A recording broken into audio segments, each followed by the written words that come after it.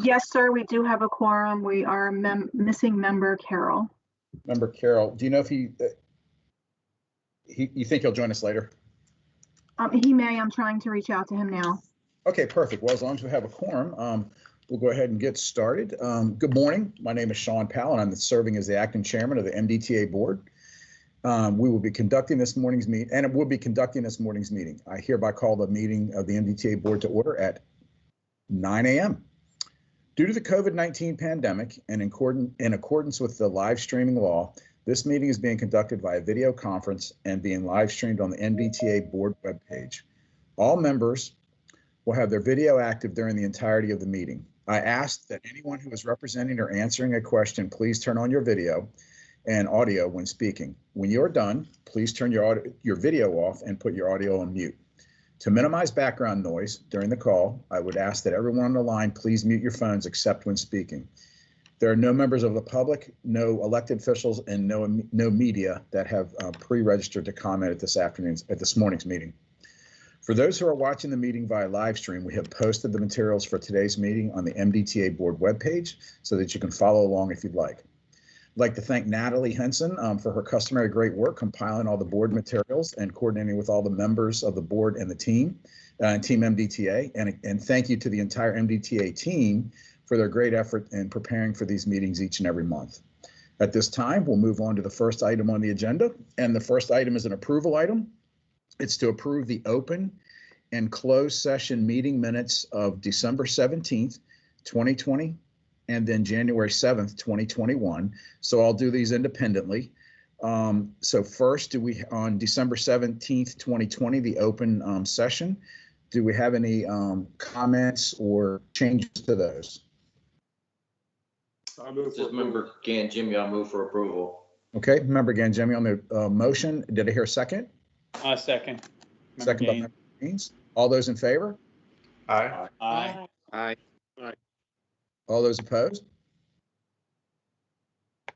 The motion carries unanimously. The January 7th, 2021 closed session meeting minutes.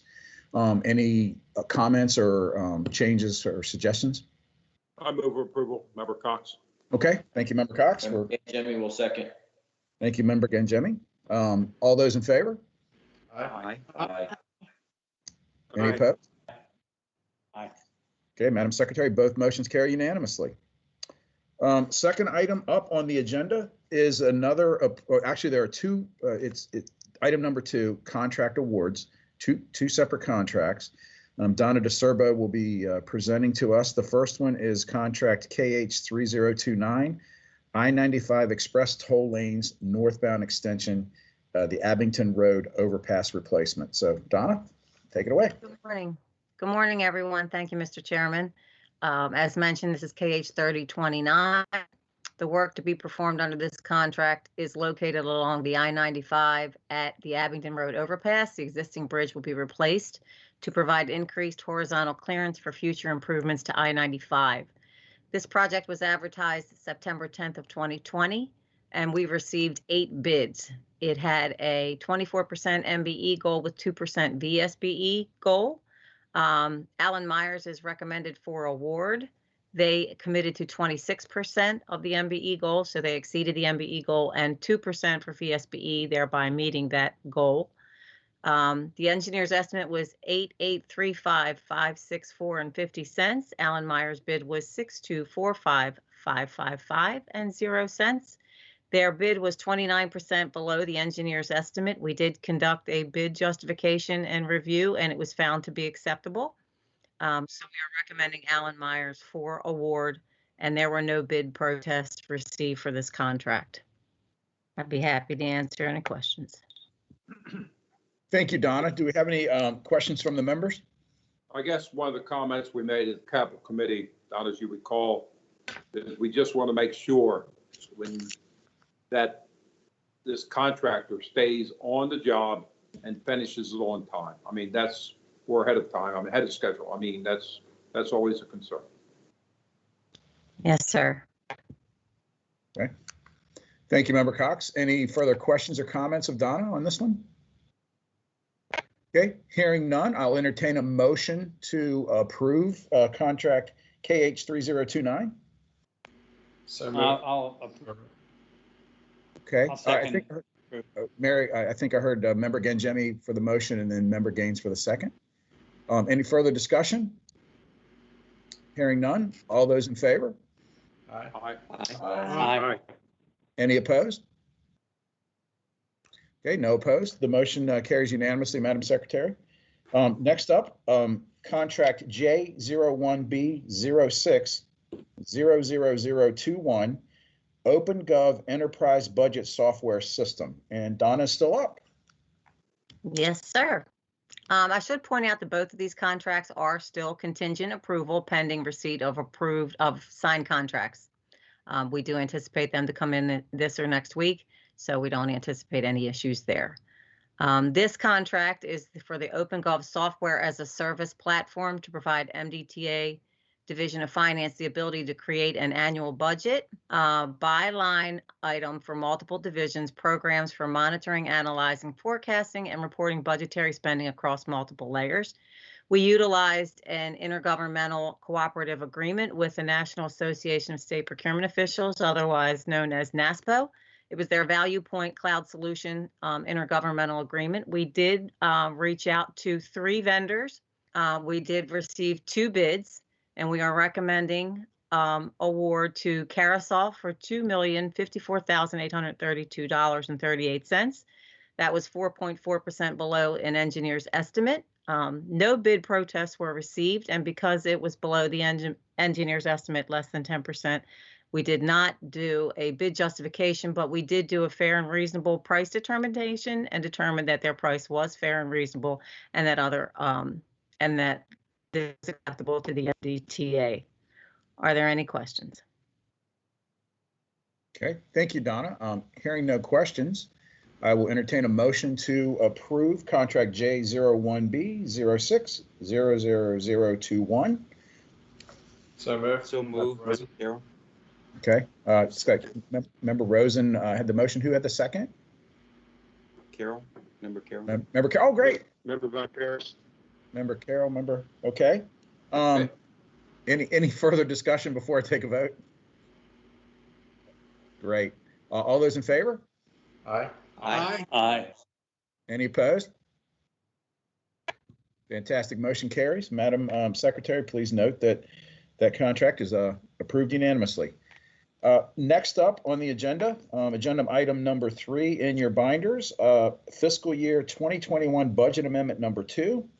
It's an approval of a budget amendment to the operating budget, and Christina Thompson is presenting. Yes. Good morning. I'm here to request approval to amend the FY21 operating budget. The budget policy and excuse me, and the trust agreement allows the budget to be amended anytime during the current fiscal year. Overall, the budget increases by $1.4 million.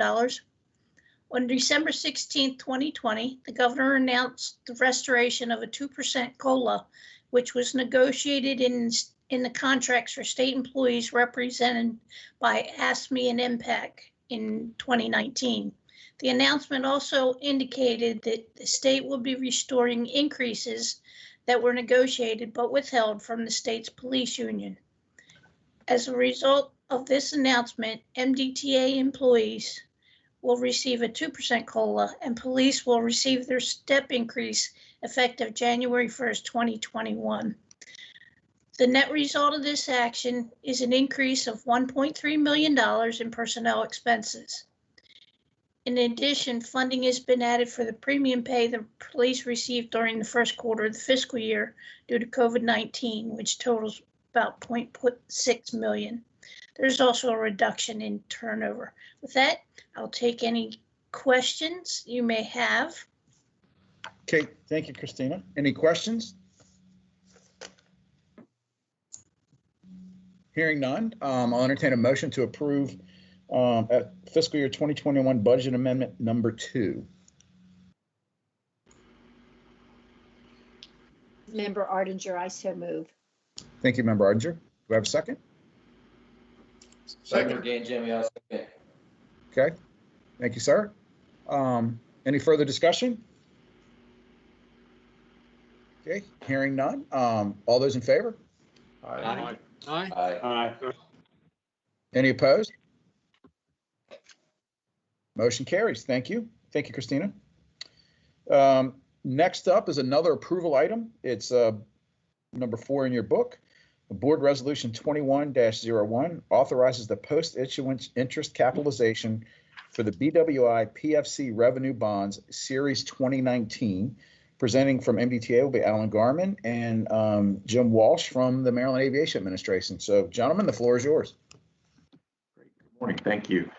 We're seeking approval of Resolution 21-01 to fund interest from bond proceeds for the Series 2019 PFC bonds. The purpose is to increase debt service coverage and mitigate the reduced revenues associated with the pandemic. This item was discussed in detail with the Finance Committee during the last meeting, and it was recommended to move to the full board for approval. More specifically, the resolution authorizes up to $12.9 million of the bond proceeds from the 2019 issue to capitalize interest in order to improve debt service coverage, and the focus is on fiscal 21 and 22. I think this demonstrates financial flexibility of MAA to defer certain capital projects that were originally designated in the financing resolution. The credit rating agencies have viewed these types of actions as prudent responses to partially mitigate COVID-19 impacts. And importantly, this interest capitalization strategy was formulated with the assistance of the municipal advisor, PFM, and also bond counsel. And this type of post-issuance interest capitalization from bond proceeds is a permitted use under federal tax law for municipal bonds. I guess I would like to entertain any questions, and I want to make sure that Jim has an opportunity to add any information I may have missed. Thank you, Alan. Thank you, members and Chairman. We think this is a prudent action to take. There are 2 projects that we are deferring from our PFC backed bond issuance number 13. There's a project to refurbish our Federal Inspection Services area in our international terminal. And we're also deferring an HVAC project for Concourse D. We believe we can defer these for several years. And the use of those proceeds is principally to improve debt service coverage. Going into the market in 2 weeks for a refunding issue, and we think this signals to investors and the rating agencies that we're being financially prudent by boosting coverage from our other debt issuances backed by PFCs. Thank you. I got a Thank you, question for Alan or Jim. I'm a little uncomfortable with capitalizing debt, isn't it? I mean, aren't we really deficit financing here? We're just saying we can't meet the budget, so we're going to borrow more. Isn't that what it is, simply? Yeah, I'll take a stab at it. Some projects, but yeah, go ahead. I'll take a stab at it first. I guess in theory, one thing that happens in terms of the flow of funds is that monies that were in the bond proceeds account, I guess to your point, is that those monies will now be used to fund interest expense. So you've essentially borrowed money to fund interest expense.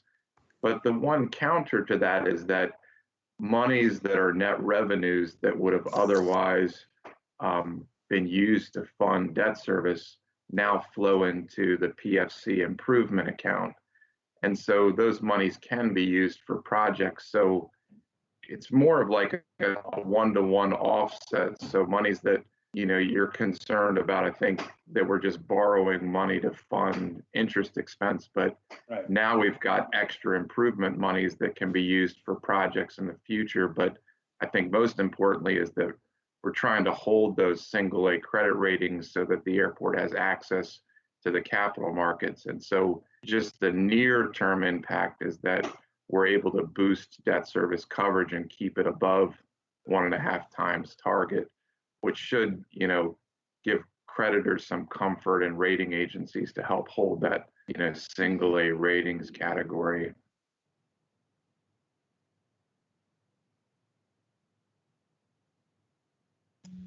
Okay, thank you. Thank you. Any other questions? I think one other point is that this action is similar to what we had done for the tollback revenue bonds in November that was approved by the board. Was we took unrestricted cash, which was a cash essentially in our general account for MDTA, and it advance funded some debt service.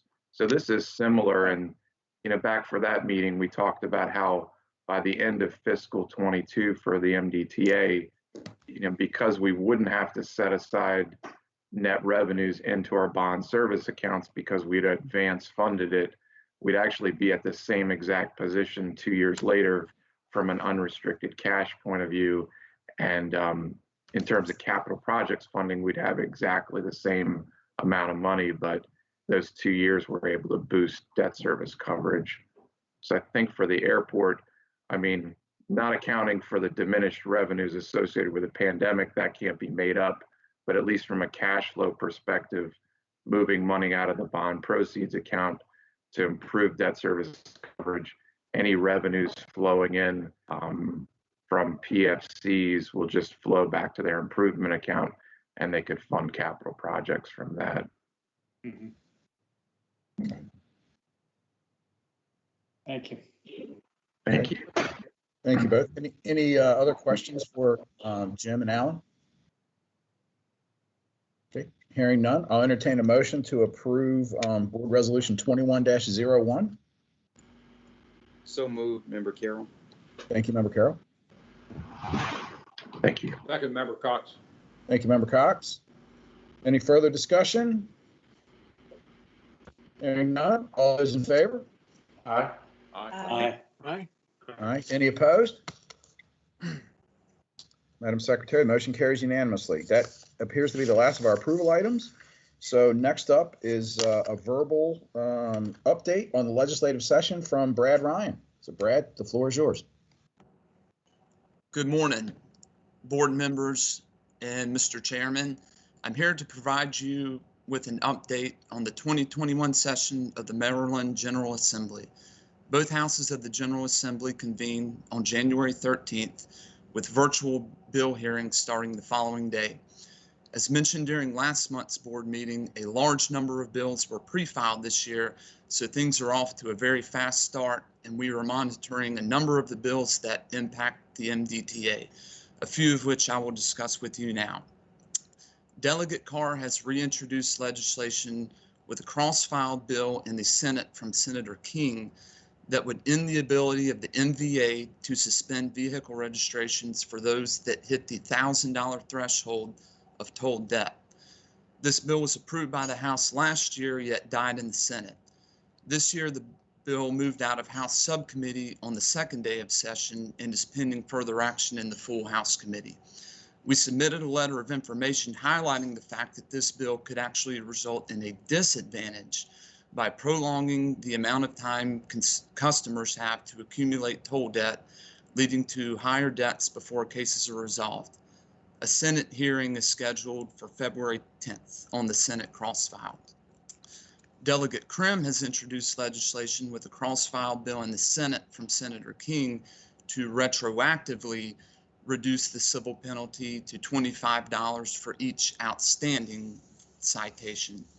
We also submitted a letter of information for this bill highlighting the fact that it would result in the MDTA foregoing $162 million in civil penalty revenue. A House bill hearing was held last week with a Senate hearing scheduled for February 10th. Again, this year, Senator Saling has reintroduced legislation to allow free passage of the Broning turnaround, which would allow vehicles who use the FSK facility yet do not traverse the Key Bridge to do so without paying a toll. A bill hearing for this bill is scheduled for February the 17th. Delegate Lupke has introduced legislation to require BPW approval for the planting of any invasive or non-native species. MDTA never plants invasive species, However, some of our plantings require the use of non-native, but of course always non-invasive species. A bill hearing on this is scheduled later today, and we have submitted a letter of information on this and continue to be in close contact with the bill sponsor to work out common ground. Lastly, Senator Hershey introduced legislation this week to relocate the JFK toll gantry on I-95 to a location between Maryland 279 and Maryland 272, which is north of the current location just beyond the Tidings Bridge. Right now, we are in the early stages of session and lots of moving parts, but we will be sure to keep you updated on any further action on these bills or any other bills that impact the MDTA. I appreciate your time, and with that, I'd be happy to entertain any questions. Thank you, Brad. Any questions for Brad on the session? Okay. Hey, Brad, I just want to make one other observation on that last bill about moving the gantries. It actually, believe it or not, members, prevents us from spending any money on the current toll facility for any maintenance or operational enhancements, etc. So what it does is it prevents us from spending any money on the current toll system, and then mandates once it is totally destroyed, then we have to move it to a different location. It's a pretty bad bill.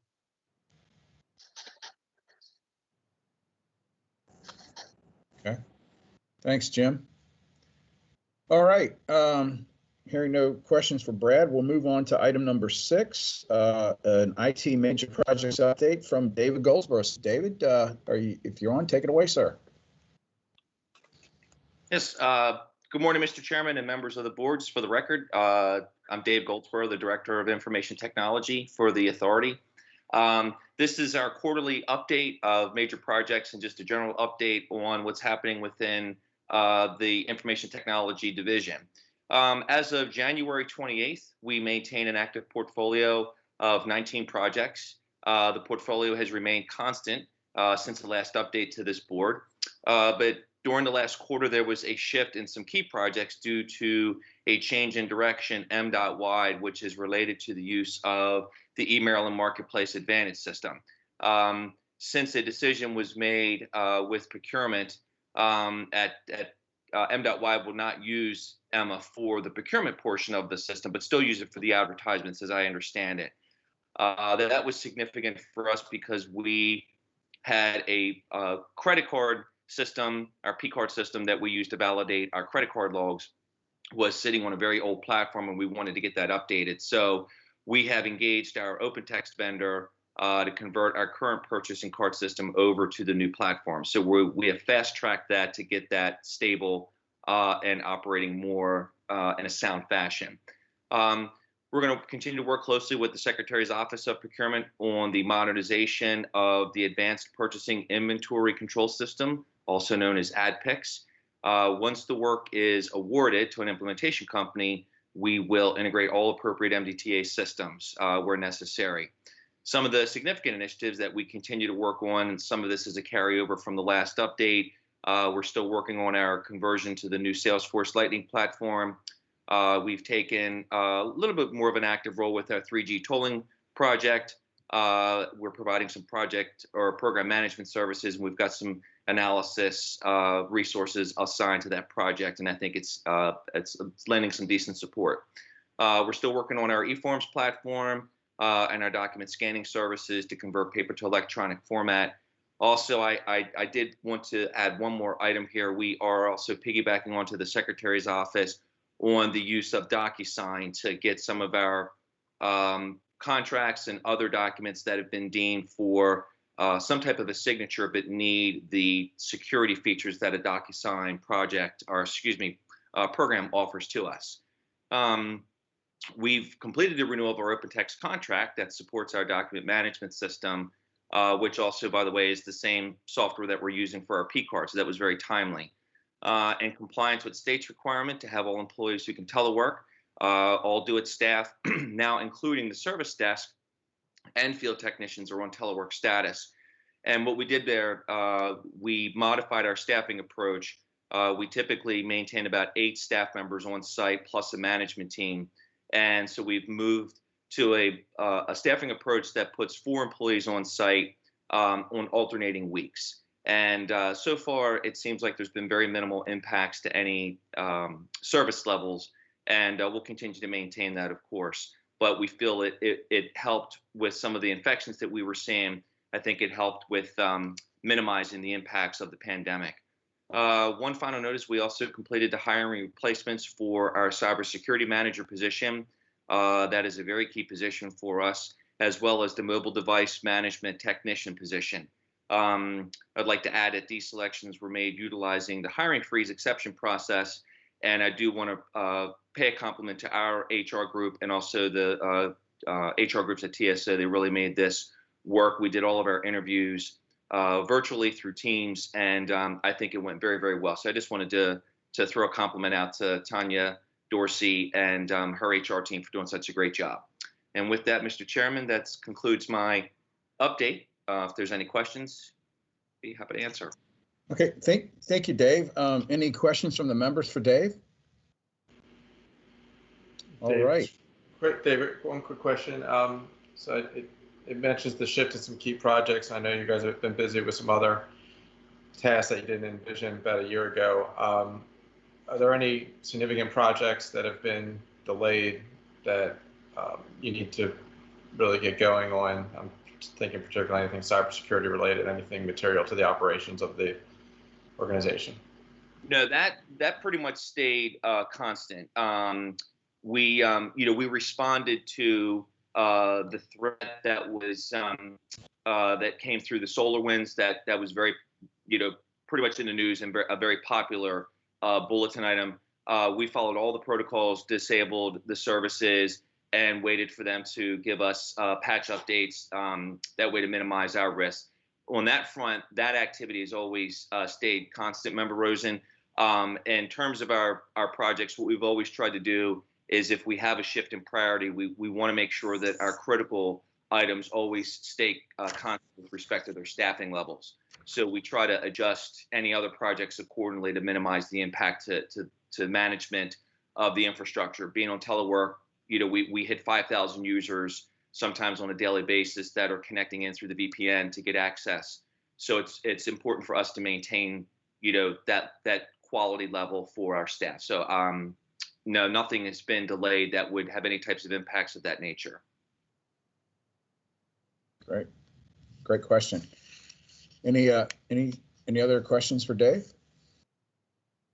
All right, Dave, thank you. Thanks for all you're doing. Yep, take care, everyone. Next item on the agenda is another update, number 7. It's a Civil Rights Fair Practices Socioeconomic Program Status. And we have Percy Dangerfield and Alexius Wilson giving us the update this morning. So the floor is yours. All right, thank you. Good morning, Chair, members of the committee. Again, for the record, my name is Percy Dangerfield, Chief Administrative Officer. And I'll be joined today for the presentation with Mrs. Alexis Wilson, who's a compliance officer, but she's also the reports manager. And we're going to give Alexis is going to give a brief update on our socioeconomic programs and where we are with goal attainment. I also want to mention to the board, although not part of the actual presentation, Mrs. Nomitha Goodrum is also available. She's our DBE program manager, but she will also be available on the call to answer any questions for any goal attainment related to the Nice Bridge project. So having said that, Alexis, please walk us through the report. Good morning, board members and chairman. My name is Alexius Wilson, and I'm a compliance officer in the Civil Rights and Fair Practice Department, and I will be providing a quarterly update on MDTA's progress towards achieving the legislative mandated program goals. For the minority business enterprise known as MBE, the program goal is 29%. Currently, MDTA has an achieved goal for the first quarter of the current fiscal year of 15.41%. For the veteran-owned small business enterprise known as VSBE, the program goal is 1%. MDTA has an achieved goal for the first quarter of the fiscal year of 1.39%. For the Small Business Reserve, SBR, the program goal is 15%. MDTA has an achieved goal for the first quarter of 3%. Percy, did you want me to go over the DBE? Okay, so the Disadvantaged Business Enterprise, known as DBE, the program goal, the overall goal is 15.47%, and the design goal is 16%. MDTA has a current achieved goal of 88% for the overall goal and 6.86% for the design goal. I'm open for any questions. Yeah, I have a question. I don't, starting this whole block is a little misleading, I think, I hope. I mean, the MBE requirements, I have yet to see, maybe there's one job this year that did not meet the MBE requirements, but I haven't seen any that, I mean, this implies that you've only met half of them. That doesn't seem, that doesn't jive with reality that I've seen. Well, the way that the MBE goal, the way it's calculated is actually cumulative for the year. So for MDTA to be at a 15.41% and it's only the first quarter is actually pretty good. So the way GOSBA has the reports, the reporting process, it's asking for us to provide what we've achieved on a cumulative basis for every additional quarter. So as the quarter progresses, I'm sorry.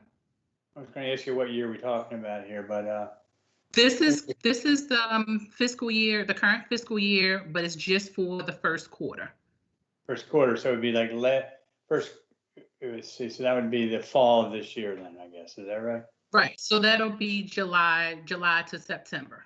Right. So the goal achieved. Okay, but you. It seems like by the time you get 12 months in there, we should be, you know, a lot closer to meeting the goal. Yes. I don't know. Yes, that's exactly how it goes. The 15.41% is just what we've done for the first quarter. This is a government. So as I see. Right. Go ahead. Pardon my crack. Now, let me ask you about the Small Business Reserve. I don't see that on very few of the contracts we have. So I don't know that the goal is maybe it's just not a realistic goal to have 15% of all of these contracts. You small business can't necessarily do all these big contracts, I guess. I guess we're seeing that. What's your comment on that? Small business. From doing the report, that's about right, but I'll let Percy jump in on this one. Right. Yeah. So Member Gaines, you are correct. The 15% is a state goal. It is a lofty goal. It is challenging. The goal is set on as you alluded to, on a contract by contract basis, and it really just depends on the availability, the certifications of the small businesses, and the dollar value of the work we're doing, and whether or not there are actually companies out there that can handle that amount of work. So that goal is set through our PRG, which is our procurement review group team, which Donna, who's on as soon as she's on the line, is a critical member. So it's really based in procurement. I don't know, Donna, did you want to add anything about some of the difficulties with the goal? No, I just want to add to what you've already shared, Percy, that the procurement review group assesses a potential goal, including MBE and SBR, as well as VSBE, and it's all based on the individual scope of work for any given contract. We do have challenges. There are additional challenges. Our tool of record for finding certified SBRs has been eMaryland Marketplace Advantage, but Emma is, as you know, a new platform, and DGS OSP is still working to get certified vendors registered in that platform. So there's been a reduction when the procurement officer and the procurement review group go in to look for certified SBRs. It's challenging because they're not all in there. They have to recertify every year. And for whatever reason, that word has not stuck with that vendor community. So at our outreach that we hold quarterly, Foot in the Door, that's one of our messages that's continuously shared with the public is when you register, this is something that you have to do annually. There's a heavy focus from procurement to work with OSP. They know that is an issue and they are working to address it. But for now, that's our tool. We also have a direct solicit list that MDTA keeps. When we get interest letters from the vendor community, we keep a direct solicit list based on categories of work, and we do directly solicit additional SBRs that have reached out to us prior. So we do make our best effort to reach out to everyone who's interested in doing business with MDTA. So I'm sorry, so who sets the program goal? Was that the legislature, bill? No, I think it's actually the governor who sets the goal, and it is a goal. It's not a mandate, but right. But Donna, but also, why don't you explain to the board what the legislature did a few years ago? Now this one, Member Gaines, we are mandated to use preferred providers, and in the past, preferred providers used to be included in the goal because you're mandated to use them. And these are people that are, have severe disabilities, both mentally and physically in many cases. Right. But shortly after the Hogan administration came in, the legislature changed the rules, where it used to be able to include them in the goals. Now you can't. Is that correct, Donna? That is correct. So you see what they did is prior administrations were able to include them into the goals, and the goal attainment was much higher. When you take that out and you're mandated to use them, then they automatically skew the results for this administration. Interesting. Yes. To say the least. So we went and as you mentioned, in the Hogan administration, Lieutenant Rutherford's procurement reform, the goal did go from 5% to 15%. So taking that pool of vendors out and the inability now to count them has impacted our numbers. I should also point out that there is a bill in, I can't recall if it's House or Senate bill, but there is a proposal to increase the goal from 15 to 25 this year. So we are weighing in heavily on that for obvious reasons, but just to let the board know that that's something that's out there. Okay. Now the DBE, why are we focusing just on the Nice Middleton Bridge? Is that the only project that we've had it on, or that's the only current project we have it on? Is that right? Yes. Yeah. So, Member Gaines, as you may not be aware, MDTA is we don't receive a lot of monies for federal projects. Actually, this is a federal designation. Right. This is probably the first federal project that we had. I mean, of course, we had the ICC, but I think that was in partnership with SHA. So this is a new requirement for us, and it's a significant requirement, which is why we kind of pulled the DB program out. And as I mentioned before, we have a dedicated program manager for that item. If I could, this is Will, Chief Engineer for MDTA for the bring some sanity as well.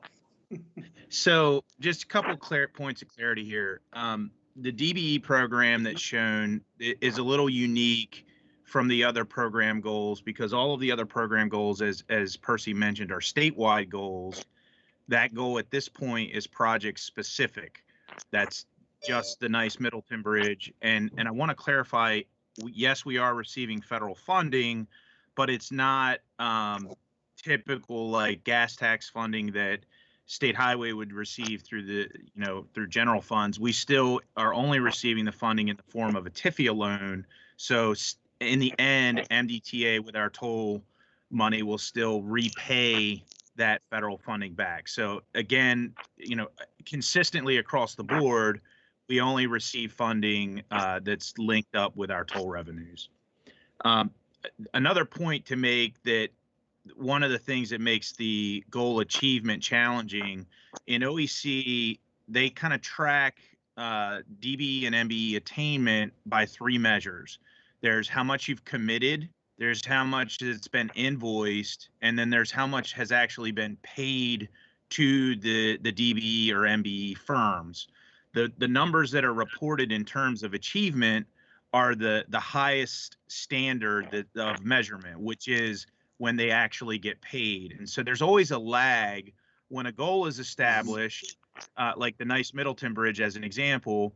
The contractor submitted a DBE plan that shows that they're committed to achieving the goal on the project. However, when you're tracking what's actually been paid, there's always a lag because of the invoicing process and when they complete the work. So that number is going to tick up, but it's going to take the complete duration of the project in order for the goal achieved to actually match the program goal that's shown on the screen. One final point, right now, that DBE program goal is, again, only for Nice Middleton Bridge, but we won the grant on the Belvedere Road interchange. And so in the future, when that project, Lord willing, that moves forward and everything is good to go with a future procurement there, at that point, the two projects would be combined and the program goal would reflect all of the federal projects that we have. I mean, it's almost like we shouldn't have that common goal achieved until the job's complete. Everybody's paid, because then otherwise you're not apples to apples.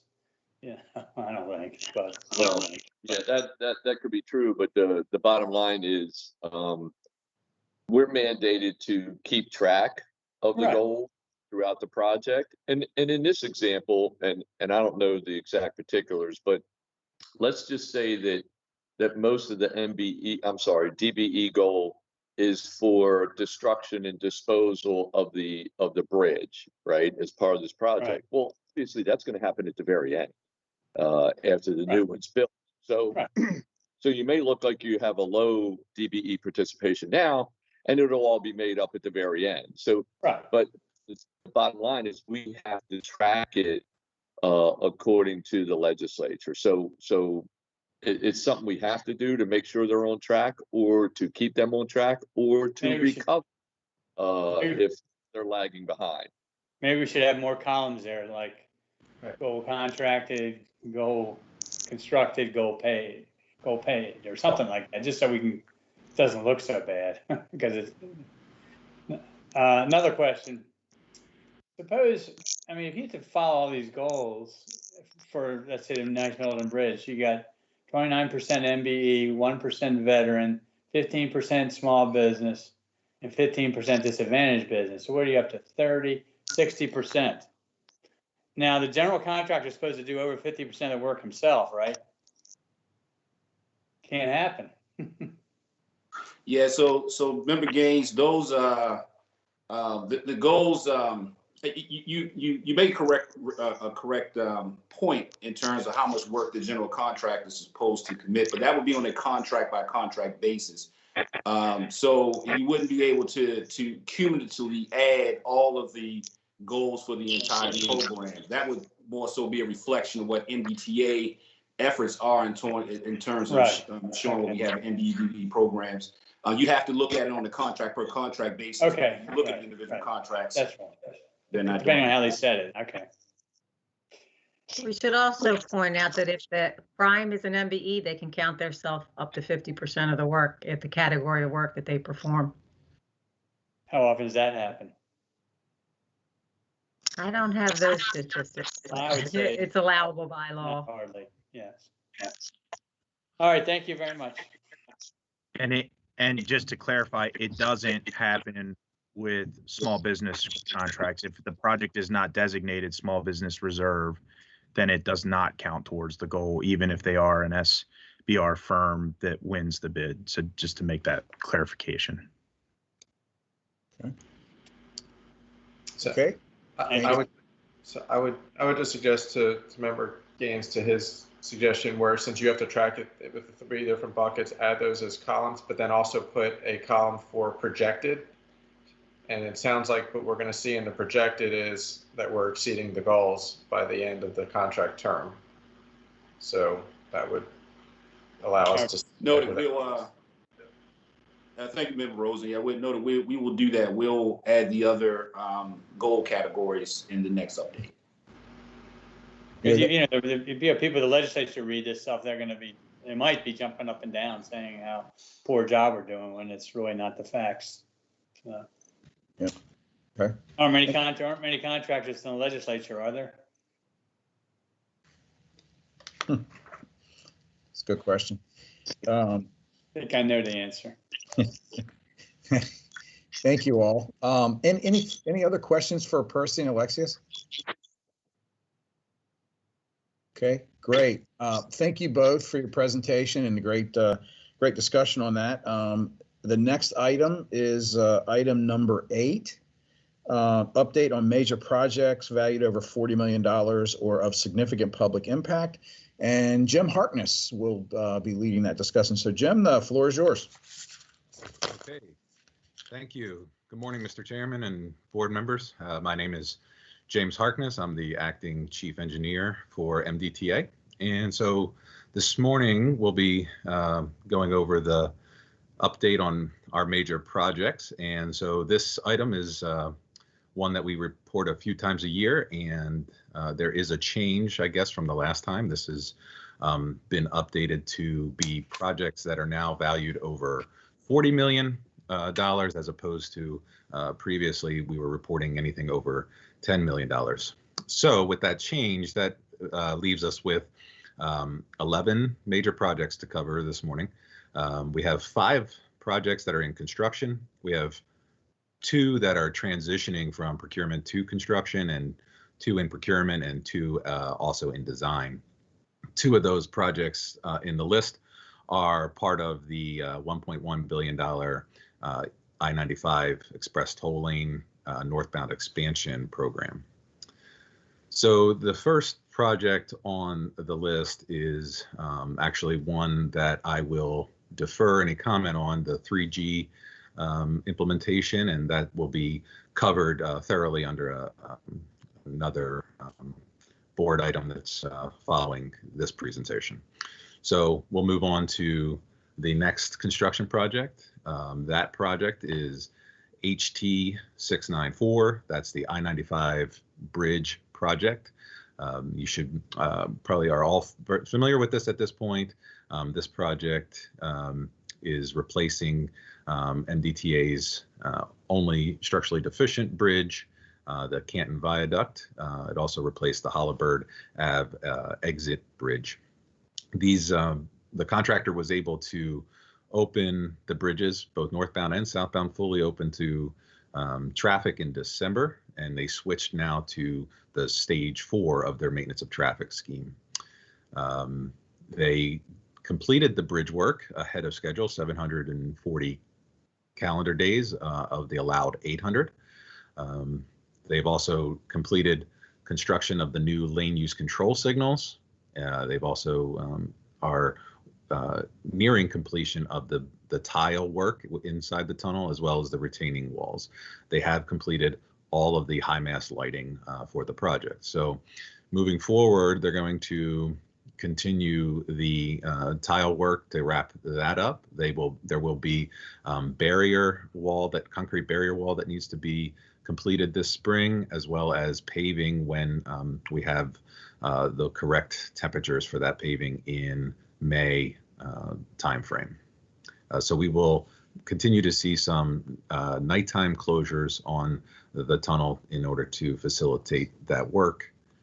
And they will also be finishing a little bit of the touch up to the access road that they used at the FMT administration building. Our next project is HT 2649. That's the replacement of the ventilation fans in the Baltimore Harbor Tunnel. This project is very near to completion. So they have completed their testing. They've installed the lightning protection, and they're starting to actually demobilize. We will be moving into completing the fire plan that is into our tunnel control system program, and we'll be transitioning into the maintenance phase. We have a 2-year warranty phase on this project, and operations will be getting up to speed on the maintenance and operation of the new fans. Our next project is NB 543. That's the nice Middleton Bridge replacement project. So this project is replacing the old bridge over the Potomac with the new 4-lane bridge. And so recent accomplishments are that the contractor has been driving concrete piles on the Maryland approach spans and the main channel spans. They've also been driving some steel piles for the fender pier protection system. And they've been working on a concrete batch plant on site to facilitate the contract or the concrete delivery for all the piers, foundations, and that construction. So they'll be continuing that work. They'll be completing the and commissioning a conveyor system from that batch plant out to where they can reach the barges. They'll continue driving the piles, and in February they'll switch locations. They'll complete the Maryland approach side, and they'll move over to the Virginia approach side and begin driving piles on that side. And they've cut their access road over there on the Virginia side that they can build their trestle in order to facilitate that construction from the Virginia shore.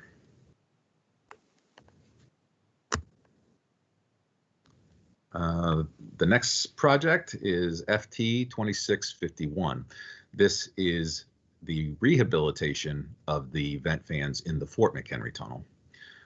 So this project is rehabilitating the original 48 fans, and instead of the full replacement of these. It's also an upgrade to the fans themselves so that we can handle a larger fire in case of an emergency there. This project was awarded last year, and it has a 4-year duration. The contractor has been working to test all the fans and inspect them all to understand their operation, as well as what is needed for the rehabilitation of each of those. So currently they have 4 exhaust fans locked out, and they have 1 supply fan locked out, and they are underway with getting their submittals in for the motor bases, their motor control centers, the repairs that they need to be completing. So they'll be working on installing temporary power, and they'll also be starting to disassemble the first fan in February. So that was our projects that are currently underway in construction, and we'll move into some that are in the procurement phase. So our first one there is FT 3010. That's the 15 kilovolt cable replacement and repairs to the concrete wall and slabs in the Fort McHenry Tunnel. So these repairs are necessary to replace the 4 15 kilovolt feeders that supply the power to and through the tunnel. This project was awarded last month. Construction has not yet started, but it is expected to NTP next month, and there's a 3-year duration on this project. This project, the work occurs underneath the roadway, so this will be work that occurs overnight from Monday to Thursday, so we don't anticipate much if any traffic disruption, and there will be coordination with the vent fan project. Our next project is one of our projects that's in the ETL program. So this is KH 3024. This is the I-95. Oh, I'm sorry, this is not the ETL. This is the design build for I-95 at Belvedere Road. This is the new interchange improvement project. This is the one that was the recipient of the build grant that Will had mentioned earlier, because this will eventually have a DBE goal associated with it. So this project, the RFP was released to a short list in October. We've also been working on real estate for plats to be issued for first offers, and that's underway. And so we've also been reviewing the proposers' alternative technical concepts, and those are also currently underway. So we'll be working on our third-party stakeholder agreements and getting those finalized in the next couple months. Our technical proposals are due from our shortlist teams in March, and we expect NTP on this in October of this year. Now, our next project is part of the ETL program. So this is KH 3009. It's the actual extensions of the express toll lanes from Maryland 43 to just south of the interchange with Maryland 152. So this will contain 6.3 miles of reconstruction, of widening to accommodate the new ETLs in this section. There are also reconstruction of the Raphael Road Bridge over I-95 in this same section. So we had the bid opening last month. We had 8 bids on this. Currently, we are reviewing the MBE VSBE plan. We anticipate that this will be presented to Capital Committee next month in February, and then if all goes according to schedule, we'll have an NTP for the contractor in April, with a completion expected 3 years later. Our last project that's currently in the procurement or moving into construction is the BB 3014. This is the Bay Bridge Emergency AET Conversion Project. This project will complete the all-electronic toll conversion that was started last year, and it will add the automated lane control system to the western shore of the bridge. And so this contract was awarded to Wagman Heavy Civil. We were issued a full NTP on this earlier this month. And so currently they had been working on the early submittals and getting their ITE equipment approved so that certainly the integration and testing can proceed. And so upcoming we'll be having we've been having the pre-construction meetings, we've been having the maintenance of traffic meetings. So they are working on getting themselves out there on the roadway, and we'll start to see some activity in the next month. Okay, our last 2 projects are in design. This project is HT 2709. It is the envelope and switchgear replacements for the 2 BHT vent buildings. And the design for this project is being wrapped up, so we're preparing to submit this design package to Office of Division of Procurement for their review and advertisement, which we expect would occur in March, so 2 months from now, hopefully. And this project will replace the building envelopes of the facade, the louvers. We'll be working on the roof replacements because there is a water infiltration issue for both buildings. These are all the original facades on these vent buildings and the original louver systems. So a large portion of this contract also includes the replacement of the 60-year-old switch gears and the MCC, the motor control units in those transformers. We have feeder cables to the fans and to the tunnel systems. We also have integration with the tunnel control system. Additionally, we'll be installing new fire pumps for code compliance with the tunnel fire system. We'll also be installing in the building's elevators for code compliance, as well as a second egress stair to meet the fire code. And our last project is the second one that's part of the ETL program. This is KH 3019. This is the actual interchange reconstruction for Maryland 152. So this is a full interchange reconstruction project of I-152 over I-95, and that's going to be constructed to accommodate the full section of the I-95 with 2 ETLs, 4 general purpose lanes in each direction.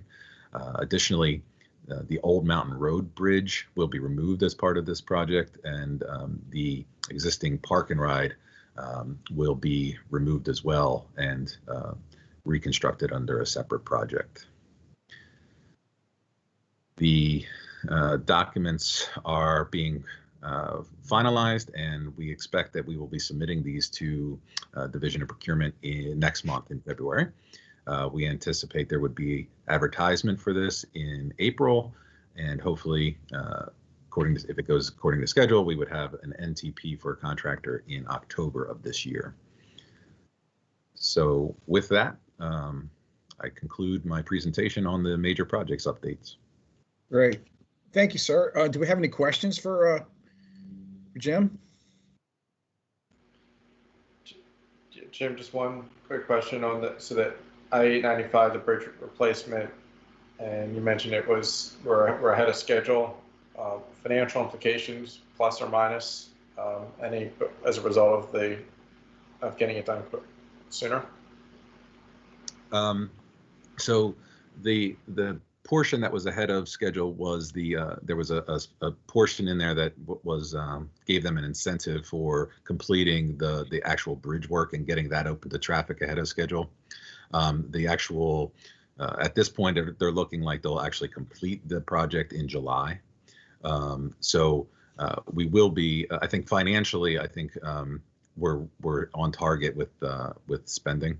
So I don't see an impact to our finances either way. I think we're right at the projected spending on that. Thank you. Okay.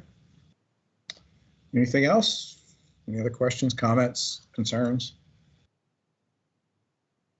Great. Thank you, sir. Hearing none, we'll move on to item number 9, an update on the 3rd generation electronic tolling collection system, also known as 3G. It's a transition status update, and Deb Sharpless will be providing the update today. So Deb, the floor is yours. Thank you. Good morning, members. Last evening, we sent you an updated presentation. You would have received an email from Natalie. The project, I mean, the team working, every day of the week on it, and therefore we're moving through items quickly. And the updated presentation was provided to you because we have tables in it with amounts, and sometimes when you're talking about amounts and you see something different on your tables, we wanted to just try to avoid any confusion and thought it would be best to send you an updated presentation. So when presenting, I'm going to be referring to the updated presentation. The slide deck itself, the number of slides, the content on each slide, all of that remained exactly the same. If any changes, I will highlight to you. So, beginning, I guess one more other point to make is this slide deck, we focus on both TransCore as well as CAPTCH.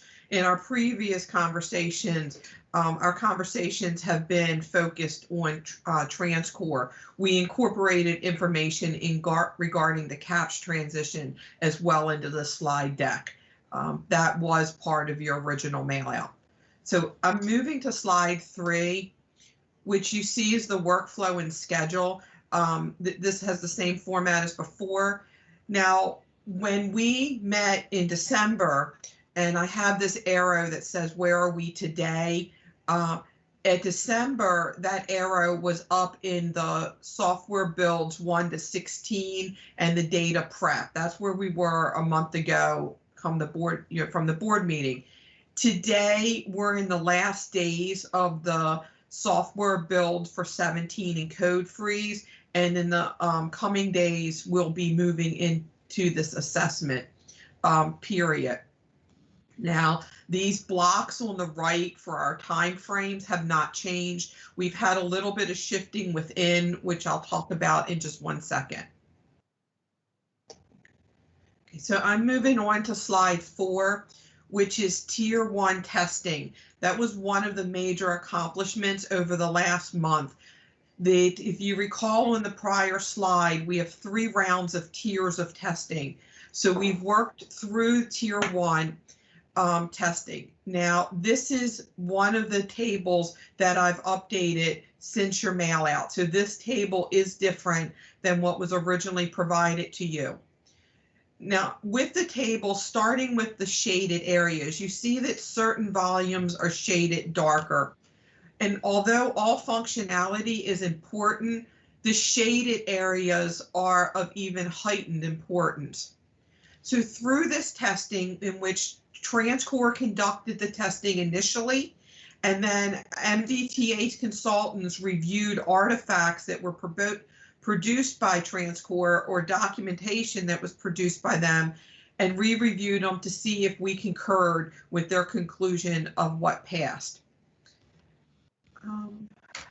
So TransCore had identified 82 failed items. We, as of yesterday, had 35 additional failed items. We continue to work through reconciliations with TransCore to make sure we all have agreement on the failed items. And that reconciliation is really important so that they can get into a future build. Now, something important to note about these. So in total, we're at 117. I know there's one additional fail that was identified yesterday. So that's really a total of 118.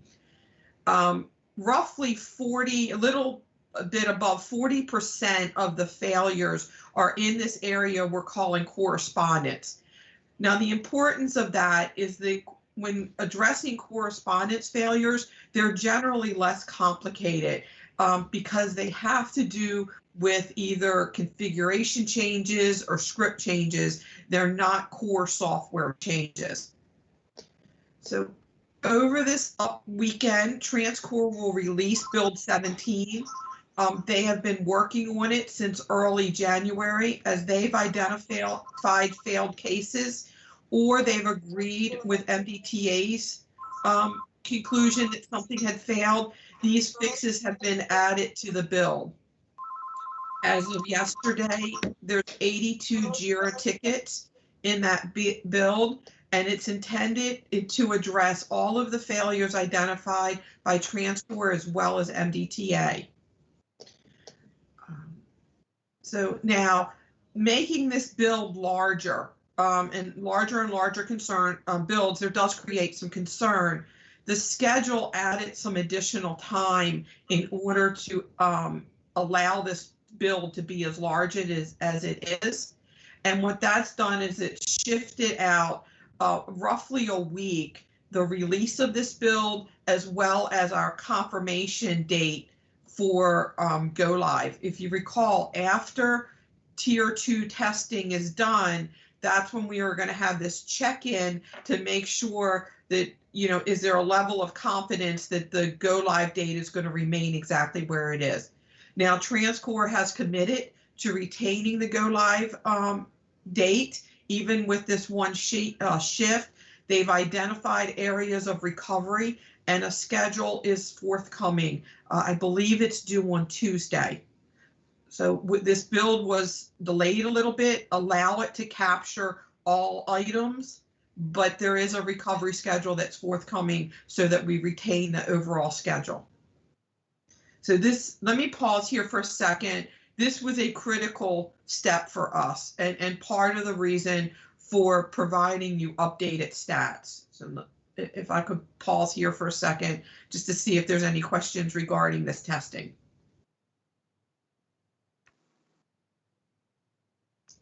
Okay, so then I'll move.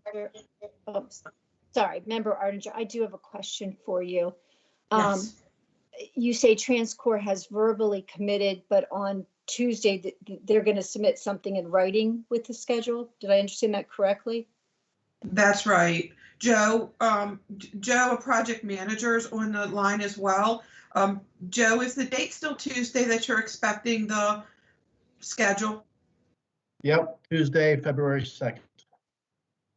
Thank you, Joe. It'll be a formal schedule submitted. Thank you.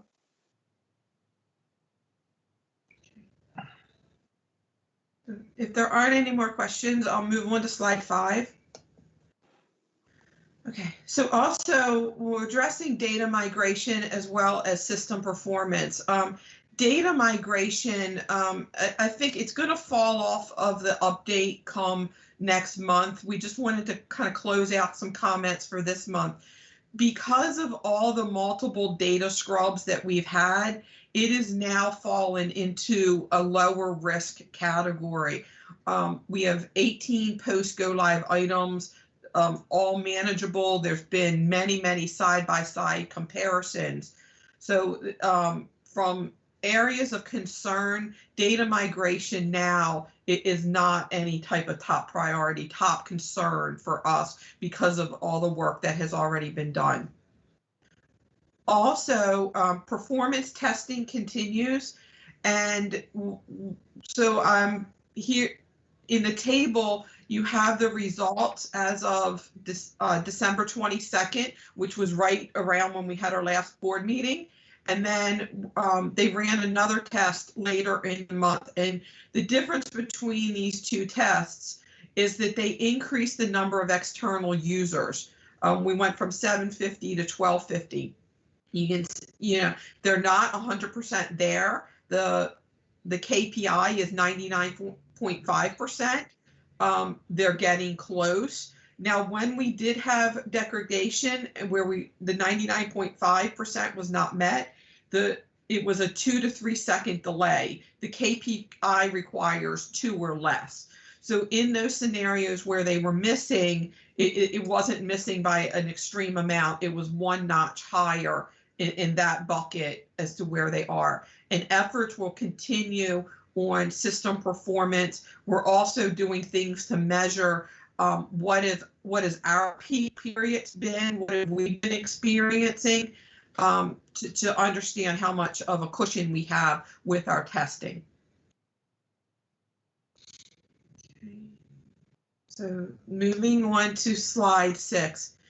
This is what we're calling preliminary SIT external proof packages. And we have 527 cases. And so consistent with the test plan amendment, the team has been working collaboratively with TransCore to review external proof packages prior to the formal SIT that's currently scheduled in March. When reviewing proof packages, all documents are vouched and traced through the processes associated with these functions.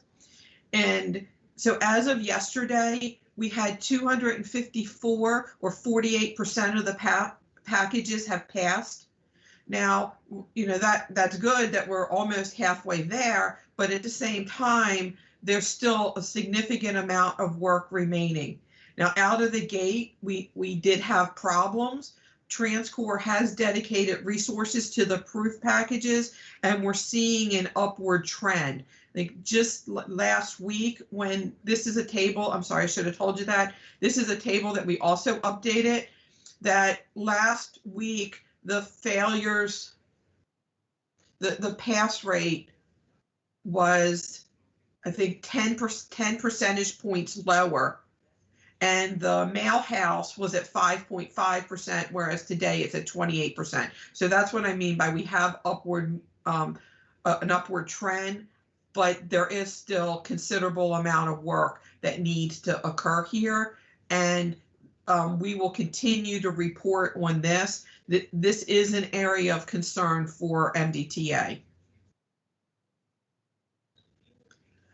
Okay, so in the areas of focus, if we kind of look out the next month, it's going to be to complete the builds, any outstanding tickets, finalize, post go live availability. And what we mean by that is any functionality, any fixes, anything that's to happen after we go live, create make that more concrete in the schedule as to when things will occur. And, as a reminder, we do have incentives and disincentives with KPIs that kick in after final acceptance, and then liquidated damages if these post-go live items are not resolved 90 days after acceptance. We're going to continue to focus on testing, closing out the last of the Tier 1 testing, final reconciliations between MDTA and TransCore to make sure there's complete agreement on any outstanding failures. Focus on the proof packages will remain. Perform Tier 2 and Tier 3 testing will be occurring in the coming months, and then continue to work on transition planning. Stay focused on system performance, continue to stress the system, monitor degradation points, and then documentation. There still are documentation submittals that are outstanding. They'll continue to be focused on that. So before moving on to CAPS, let me pause and see if there's any discussion or questions regarding where we stand with TransCore.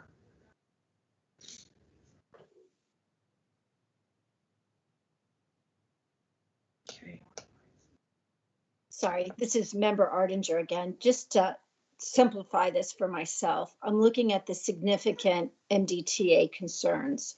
And basically the concern is we won't get, this could delay the go live date, correct? With these. Member Ardinger, will you be more specific in what could? Well, I'm looking at the significant work remains before the formal testing. So formal testing means we're going to get potentially, the concern is that the go live date would be delayed. That we don't even get. Are you looking at slide 8, the SIT external?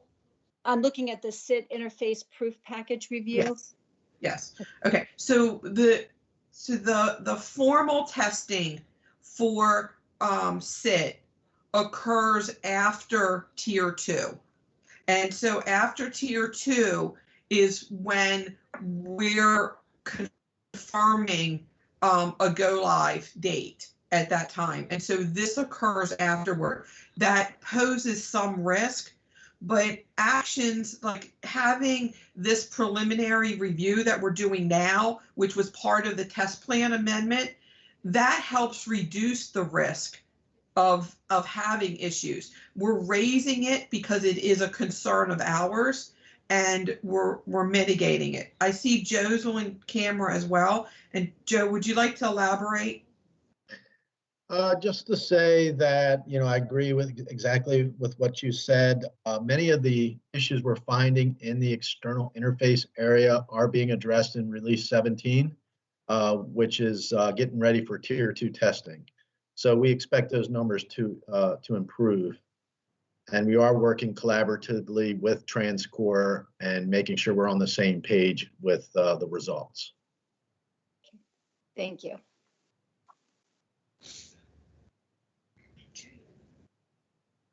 Before moving on, and any additional questions regarding TransCore?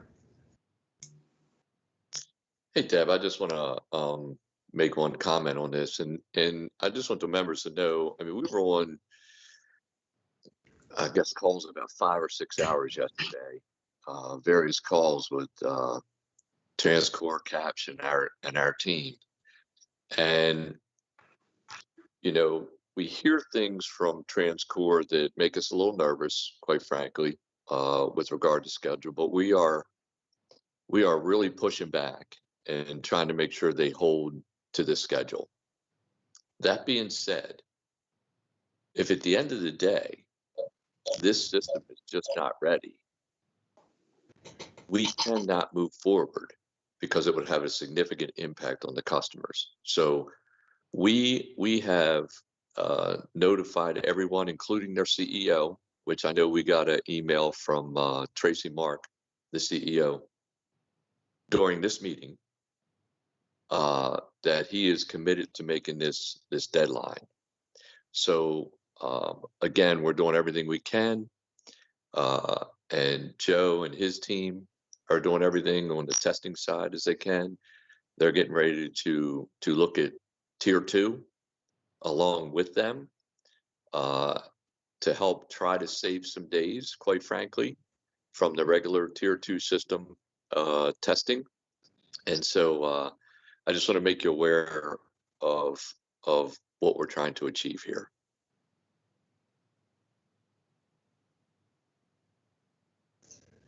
Hey, Jim, this is John Von Paris.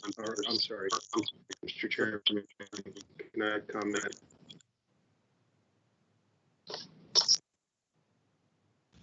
I just have a quick comment. Oh, I think sure, it's, sure. Member yeah, Von Paris, I'm I sorry. think it is a good idea that it has been escalated within the leadership at TransCore. I think that's a good decision, and appreciate that.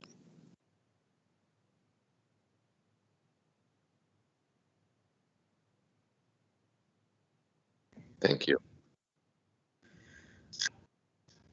Okay. So if there aren't any other questions regarding TransCore, I was going to move on to CAPTCH. So starting on slide 8 is just a header slide that says the CAPTCH. It's the MA 2257 contract, the toll system and services contract. So slide 9, this slide has been updated since your original materials. There was some just some confirmations that we needed to do and make sure that we had alignment before we provided this workflow. The format is similar to the workflow that we show you for TransCore. So today we're in the trip transaction interface process. This has to do with the exchange of data with TransCore. It is where we're focused now. We will work through production and setups, additional CSC, testing, go live reports, documentation, and training. All of this is leading us to what would be called CAPTCH's readiness for transition. And that is planned for the later part of March. And then we have go live scheduled in the second quarter of 2021. We'll continue with CAPTCH as is today, and then go live so that both of the vendors transition into this acceptance period at the same time. Now, moving on to slide 10, drill down a little bit deeper about system integration. When they pass transactions over, there can be a failure rate. Items are rejected for some reason. So today we're at a place of a 5% error rate. The goal prior to go live is a little under 1%. They have been working on the issues that were causing the largest error rate. And so now that we're in this 5% range, it can be, several uncommon issues that produces that rate. And so each time they have the error, they go back and they find a scenario that fits that, and then they're addressing it. With system performance, this is the amount of time it takes them to process trip transactions. So right now they're in order to process a full day's worth of transactions, it takes them 18 hours. Our go live goal is 12 hours. Now there's a lot of other processes that are running and being run in the background. And it's also requiring manual processes. So that is impacting performance to some extent, but it's not where we need to be yet. And so focus will continue to remain in this area. And then reports. It is another key area of focus. we have on the table that we were provided, we break down the reports based on criticality. And you can see how many of them we have deployed and how many have not been deployed yet. So focus will remain on these reports. So the 19 critical and high priority reports that are remaining prior to go live. Now, other critical areas is lane maintenance. The lanes have been in operations since the very end of April. And so we're working with them on what we're calling improvements. That they maintain the lanes, they go out, but we're looking for more proactive activity where their ROM system, identifying things and proactively before the lanes have any type of issues, and also just the timeliness of responding. So a lot of focus has been on that area.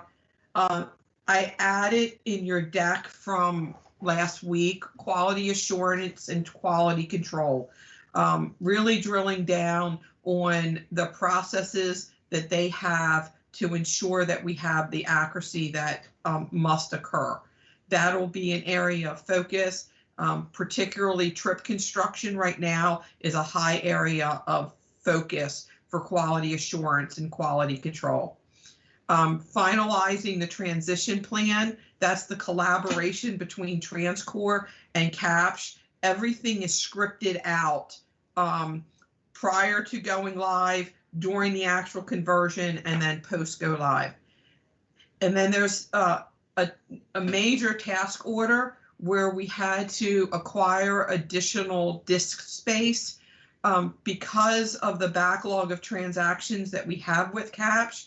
It's requiring significantly more storage. And so we have issued a task order for that activity. And it's targeted in February to complete that additional storage. And mitigation actions have been taken to ensure that we don't run out of disk space prior to this additional storage being added. And then last piece, and the last piece on their flow chart is to finish the full implementation of the disaster recovery on the JFK platform, and that's targeted in mid-April. So if there's any questions regarding CAPSH, myself or Joe would be happy to answer them. Any questions from the members? Okay, thank you, Deb. Very, very thorough update. Deb will be sticking around for item number 10, an update on traffic and revenue. It's a traffic and revenue performance. It's item 10 in your binder. So Deb, the floor is still yours. Thank you. Okay.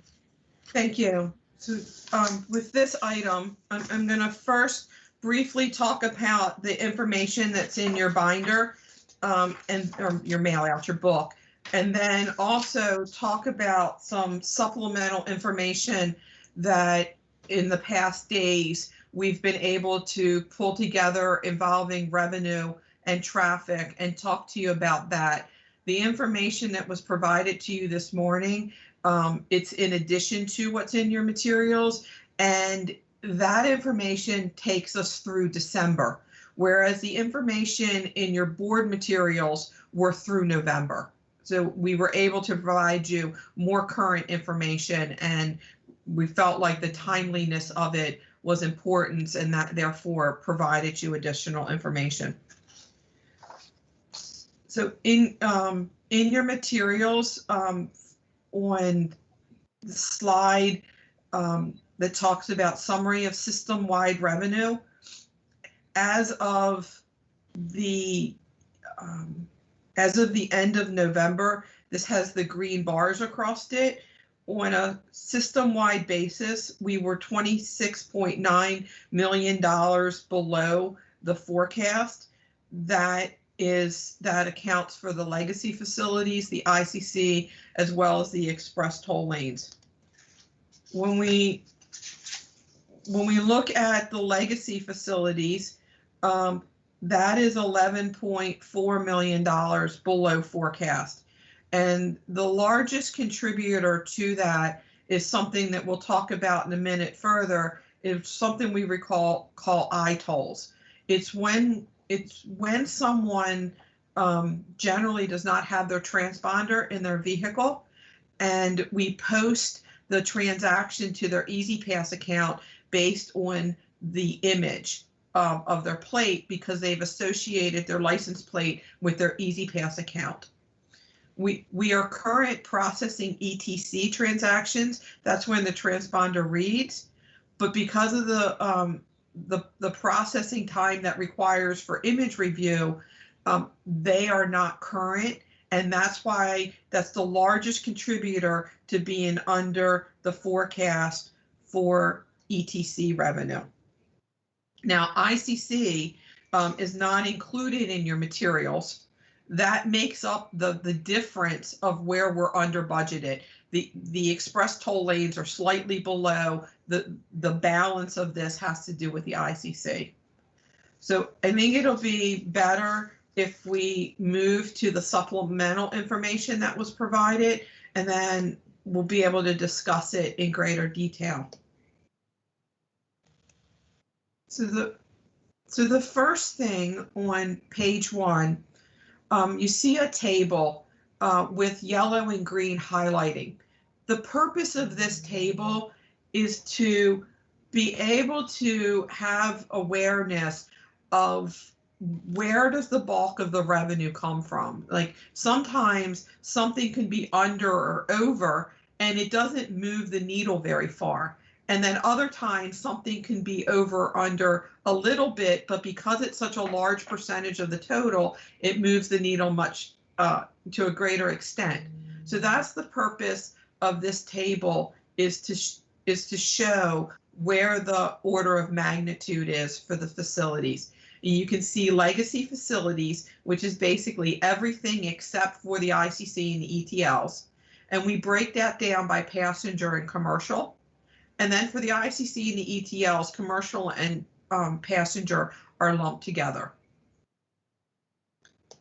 So next, we have 2 graphs to show you regarding traffic.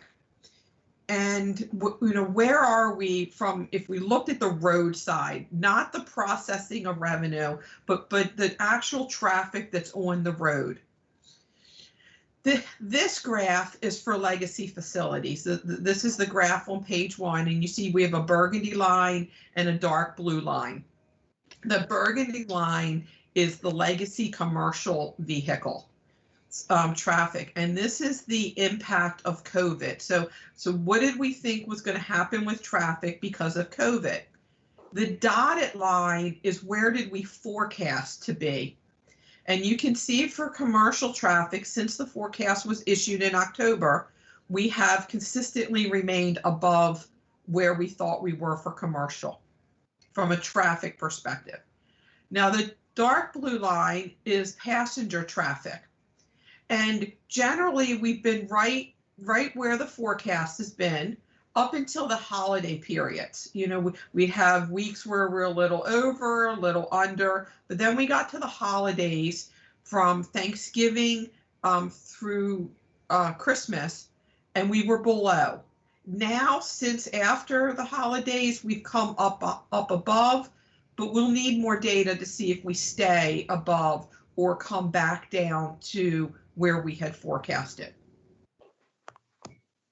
Now, if I move to the next slide, which is the ICC and the ETLs, the brown line is the ICC. And with the exception of the Christmas time period, we have been, very close, slightly above, I guess, close to slightly above the forecast for the ICC.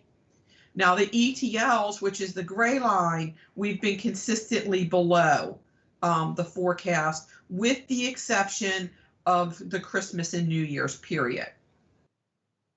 So if we think about these on a collective basis, from the perspective of where is the bulk of our traffic coming from, where's the bulk of our revenue, and which categories of traffic is above our forecast and below our forecast.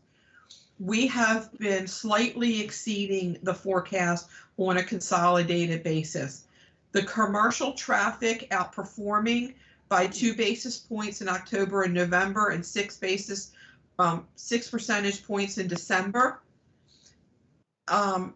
Offsets, as well as the ICC, offsets that holiday period where the legacy passenger was down and the ETLs. So from a traffic perspective, the vehicles are on the road as we predicted. Now we do have to closely monitor the recovery that was forecasted. You know, and if I only just refer to the ICC graph, you can see starting in March, there's an upward slope, which there was a recovery that was assumed. It's a steady recovery. It's not steep, but still a recovery.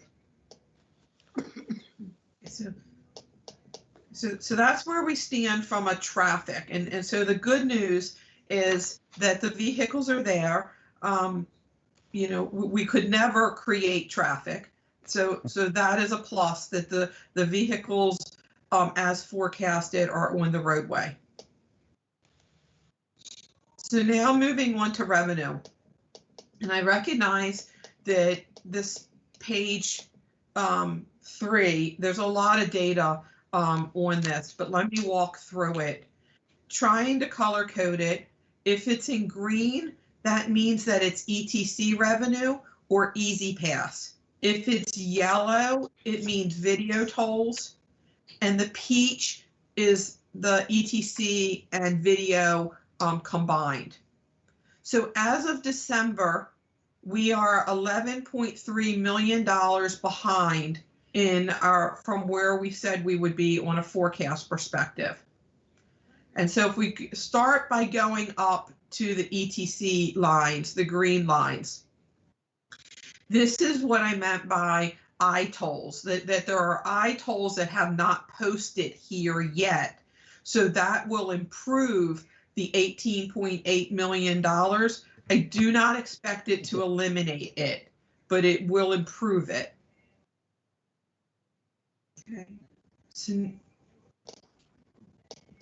and we'll talk about video in more detail in a second as to where we are with mailings and collection rate. Now moving down to the ICC, you can see that we're $17.6 million behind on a combined basis for the ICC. The bulk of that is ETC. So we have only processed half a month of transactions in July. Is all that has been processed at this point in time for the intercounty connector, and that's what's driving this $18 million. We come down to the express toll lanes, and it is $600,000. That is a very, very, very slight bit of I-tolls, and I say that it's extremely slight because such a large percentage of this roadway is ETC. Okay. And then, so on a combined basis, we're at $29.5 million. And, you know, which is a, you know, and in November, we were at $26.9 million. So $3 million behind, but we're at a half a year, 6 months compared to 5 months. And so as we try to peel back the composition of this revenue. So starting with the ETC revenue. ETC revenue, trying to simplify it, we have what we call home-on-home transactions and away-on-home transactions. A home-on-home transaction is where you have a Maryland Easy Pass account holder traveling on a Maryland facility. Whereas away on home is where you have a non-Maryland account holder on a Maryland facility, someone from New Jersey driving through Maryland. Now these transactions are divided again into what we call the e-tolls and the I-tolls. E-tolls is where the transponder reads, I-tolls is where we post based on the license plate.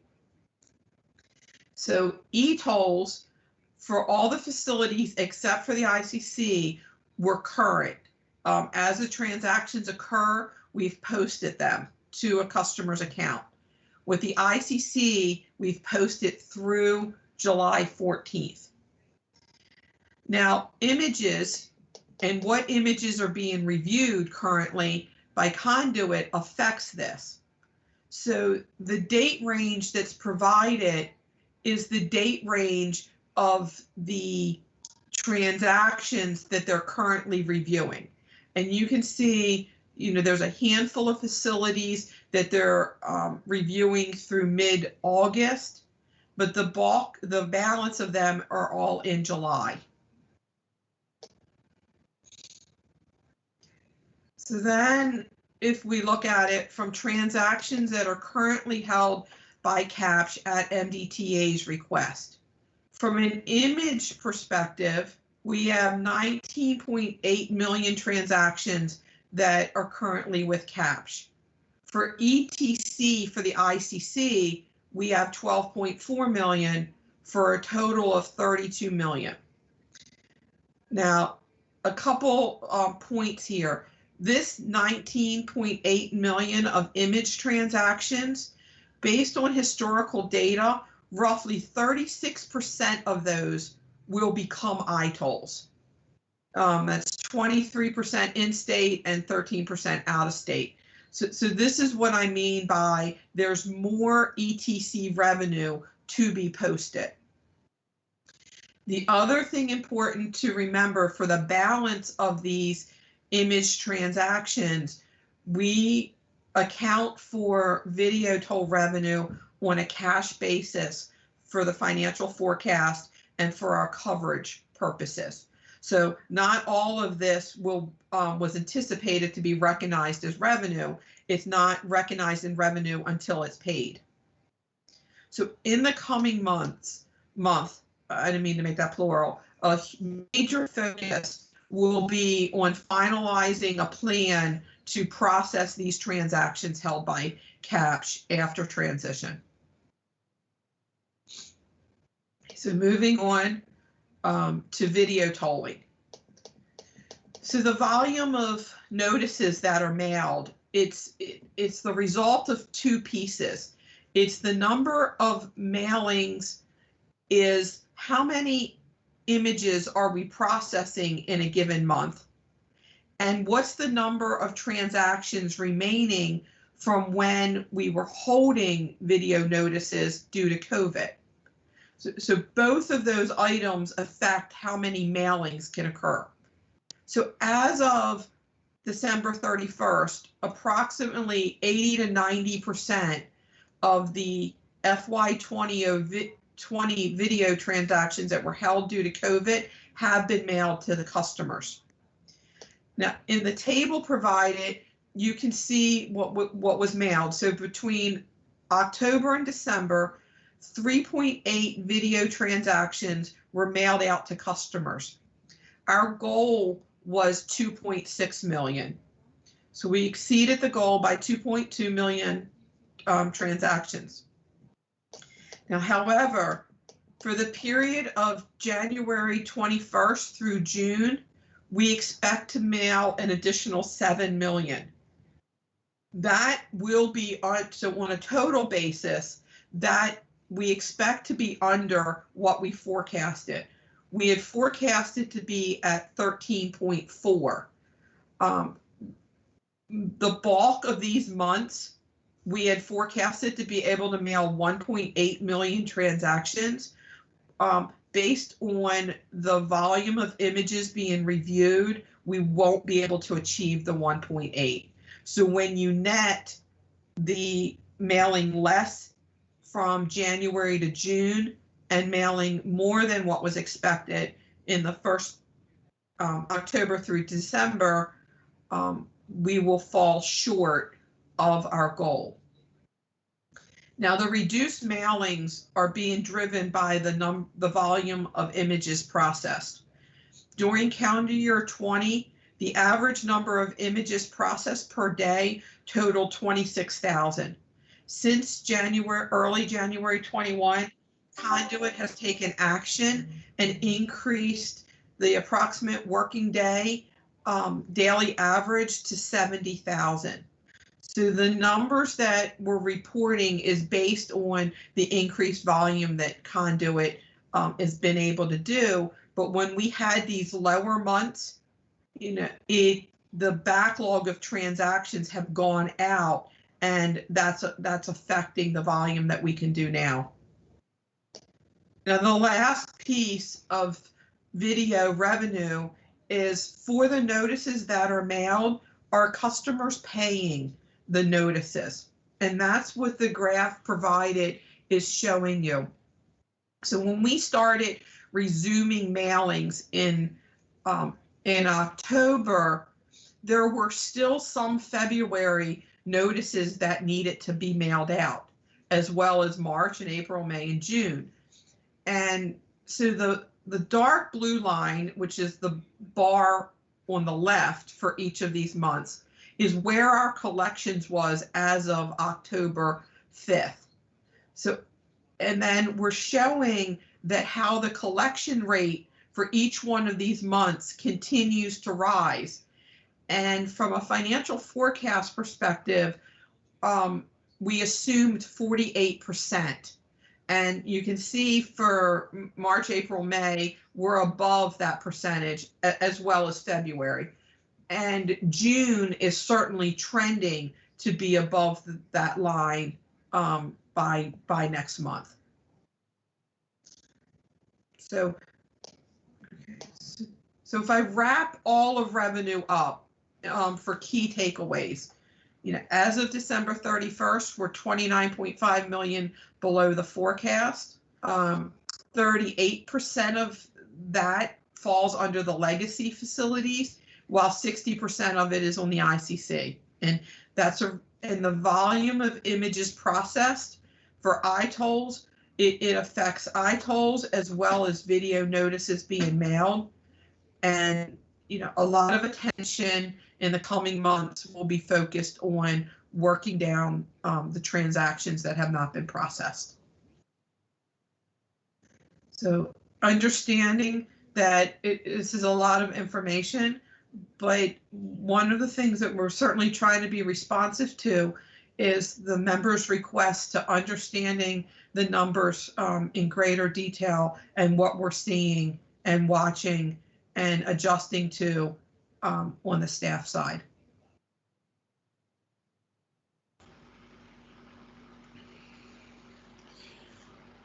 Okay. Is that your presentation, Deb? Yes. Okay.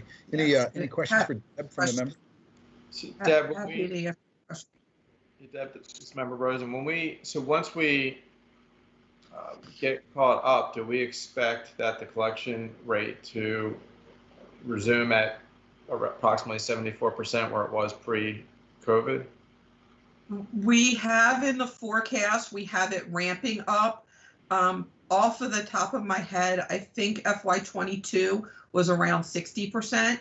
So we don't have ourselves in the forecast jumping from 48 to 70 over a year. Okay. So basically it becomes the lack of ability to collect is less of an issue of timing, and it's just they're stale collections versus the economic environment, more like that's right. Okay. We assumed that just in every other industry, the staleness of invoices affects collection. So we just applied those principles to our forecast as well. Understood. And then, so based on the increase of the processing of images, now we're ramping up to 70,000 per day. So when do we expect to be fully caught up? And current? For video noticing, Is that what you mean by fully caught up? Yeah, so, well, basically, well, I'm thinking anything in arrears that, so that we're in a current cycle of processing on a regular basis. So that is a huge piece of finalizing our plan to work through the backlog. Our forecast had assumed we would be through fiscal year 22 to catch up. And as of right now, we're not seeing anything to make us think that that timeline is different. We think that there'll be pieces that will be caught up sooner, but to be completely caught up, I would envision we will need all of fiscal year 22 to be fully caught up. And so from a, we're still fighting our way through this relatively short-term problem. And what I mean by short-term is this is a fiscal year 21 problem. We have a lot of our revenue in 21 is shifting into 22.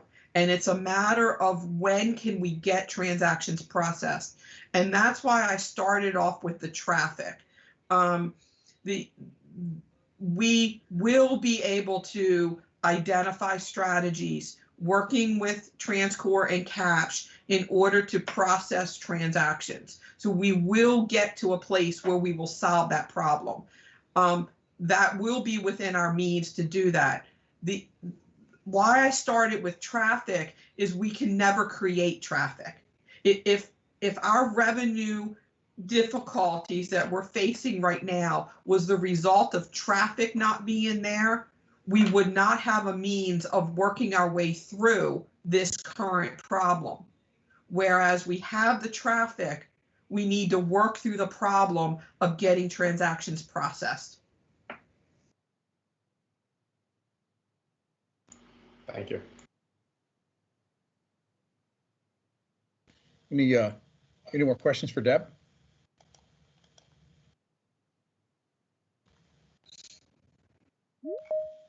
Okay, hearing none, we'll move on to, and thank you, Deb, for your presentations. We'll move on to item number 11, the Executive Director's Report from Jim Ports. Thank you, Mr. Chairman. Well, first of all, I want to start off by wishing everybody on the board a happy new year, and hopefully the 2020 being behind us, we have a much better new year. As you've heard today, we're looking forward to the rollout of 3G tolling system and allow the customer enhancements to go with it. And we'll continue to advance the Nice Bridge as well as the ETLs on 95. And speaking of the ETLs, 1 week from today, February 4th, we'll be holding our virtual public meetings to engage the public on the planned Maryland 24 northbound auxiliary lane, which is an element of the ETL program, and the planned auxiliary lane will be built on the northbound Maryland 24 from Maryland 927 to north of Singer Road. And that's to try and help the traffic not queue up on the highway or the ramp system that we currently have. Also, March 2021 will mark 1 year anniversary of when MDTA transitioned to all electronic tolling. As you're well aware, we had electronic tolling at several of our facilities, and transitioning our cash facilities to all electronic was in our future plans. But overnight, due to COVID, we had to flip the switch, if you will, and go all electronic. We're also having our former cash customers sign up for Easy Pass Maryland. It's even more important now than ever, especially since we moved to video tolling rates January 1st. Bottom line is it saves you money and it's convenient, especially with the notice of toll dues. The MDTA team has had a strong marketing effort with Easy Pass, but now it's even more important to look at options. Member Rosen, I know we had spoken and had several emails back and forth about some of the opportunities for advancing our marketing strategy. I told you we were going to be meeting. We met yesterday, and brainstormed like crazy. We came up with about 69 brainstorming ideas on how to move that ball forward. Now, obviously, not all of those are going to be implemented because some of them are just going to fall off. But for the team to be able to come up with 69, that was just phenomenal, in my opinion. That we were willing to look at anything and everything, including the ideas that you sent us, as a matter of fact. So I want the board to know that MDTA is doubling down on our efforts to educate the driving public with Easy Pass, and also want to say that with that initiative, we've already instituted a couple of them. So some of those are, we will be applying the Easy Pass branding to our vehicle recovery and marine unit vehicles. So they're the ones that help the customers out on the highway. We're going to put the Easy Pass information on those. And in December 2020, the VTRs supported 2,204 events and removed 554 vehicles.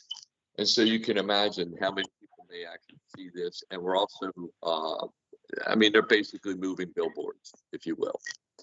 We're also creating an online training for MDTA employees to educate them on Easy Pass and to encourage them to champion Easy Pass with friends and family.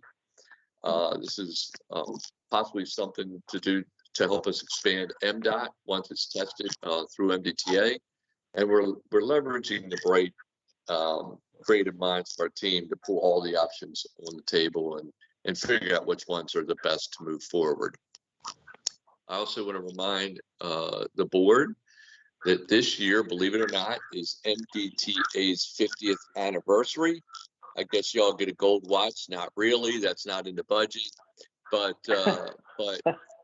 it is kind of exciting to 50-year anniversary and to be a part of that. As a matter of fact, the resolution was on July 1st of 1971, which created the authority and transferred all the powers and duties to the authority for all the toll facilities. A little fun fact, if you will, minor in scope, is July 1st, 1971 is a Thursday. July 1st, 2021 is also a Thursday. Kind of odd that they would sit on that the same day, but the first meeting of the MDTA was held on Thursday, August 23rd, 1971. And according to the minutes of that meeting, Harry Hughes presided as the chair. He was the secretary of the MDOT at the time and also the chairman of the MDTA. And as you know, he ended up becoming the governor for the state a few years back. But with that, that'll end it. Unless you have any questions, I'd be happy to answer them for you.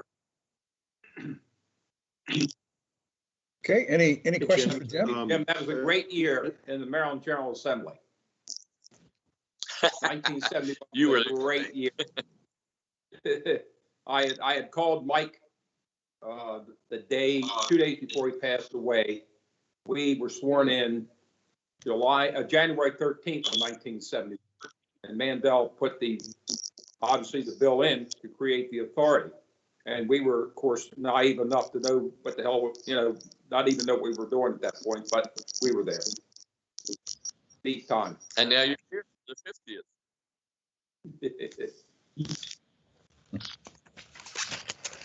Okay, thank you, Jim. Thanks for the history lesson. Mr. Chairman? Yes, sir. Mr. Chairman, can you hear me? Oh, I just have a quick comment, if I may. Just for the record, I think that it's appropriate to recognize and thank the amazing team at MDTA. They're very dedicated. They're hardworking. All the people here, and as we all know, we have some extremely important and challenging and unusually complex projects in play, all during a global pandemic. And Jim and his team are working very hard and doing everything, they rise to the occasion In many cases, this is very stressful for the team, and both, with COVID, both at home and with all the things that are going on to help move MDTA forward. There's a lot of stress involved, and I just wanted to, and in many cases, people are working 7 days a week to keep things going and in the right direction. So I just want to say that their work is certainly recognized. Their work is certainly appreciated, and a big thank you for that. On behalf of the entire That's all I have. MDTA team, I thank you for those comments. Great. Thank you, Member Von Paris. Any other questions or comments for Mr. Executive Director? Okay, thank you, Jim. Hearing none, we've now reached the closed session portion of the agenda. This closed session is scheduled for the board members and certain designated staff. Per the Maryland Open Meetings Act, the MDTA board will meet in closed session under General Provisions Article Section 3-305B8 to receive a status update on all litigation currently pending against MDTA, General Provisions Article Sections 3-305B10 and 12 to receive a report on certain pending criminal investigations and an overview and update of the deployment of police staff and resources. With that, I'll entertain a motion to go into executive session or closed session. So moved, Member So Cox. moved. Accept Member Cox, and I need a second. Member Gaines, second. Member Member Gaines on the Gaines, second. Okay, I'm going to do a roll call for the vote. Member Gaines? Yes. Thank you. Member Enzor? Yes. Member Cox? Yes. Member Von Paris? Yes. Member Carroll? Yes. Member Gangemi? Yes, sir. Member Rosen? Yes. Member Ardinger? Yes. And the chair votes yes. So with that, the vote is unanimous to go into closed session. We'll transition over to the calendar invitation that Natalie sent out for closed session. I'll give everybody, it is now 11:02. If we can maybe take 3 or 4 minutes to allow everybody to kind of transition over. So let's say about 11:07. That's 5 minutes to give everybody a chance to transition. See you on the other invite.